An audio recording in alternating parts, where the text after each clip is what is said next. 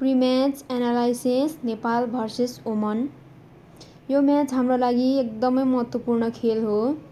यो म्याच जित्यौँ भने हामी वर्ल्ड कपको लागि क्वालिफाइड हुन्छौँ।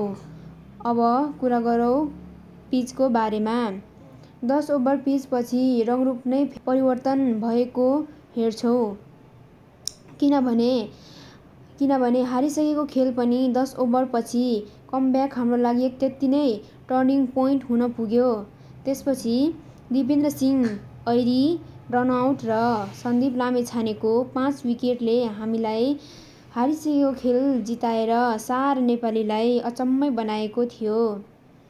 95 मा 0 विकेट र 135 मा अलआउट गरियो। र आजको खेलको बारेमा कुरा गर्नुपर्दा आजको पिच पनि उस्तै हुनेछ भन्ने आशाका साथ रोहितलाई के भन्न चाहन्छु भने टस जितेर ब्याटिङ गर्नु र 150 को स्कोर लगाउनु पर्छ।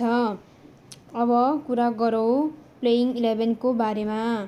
कुशल भुर्तेल, आसिफ शेख, सन्दीप झोरा, रोहित पौडेल, कुशल मल्ल, दिपेन्द्र सिंह ऐरी, गुलछल कुमार झा, नन्दन यादव, सोमपल कामी, सन्दीप लामिछाने र ललित राजवंशी। यो मेरो प्लेइङ 11 हो। तपाईहरूको कुन हो कमेन्ट बिलो।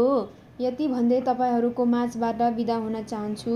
यदि भिडियो मन परेमा लाइक, कमेन्ट, सेयर, सब्स्क्राइब गरेर मेरो च्यानललाई माया गरिदिनुहोला। धन्यवाद।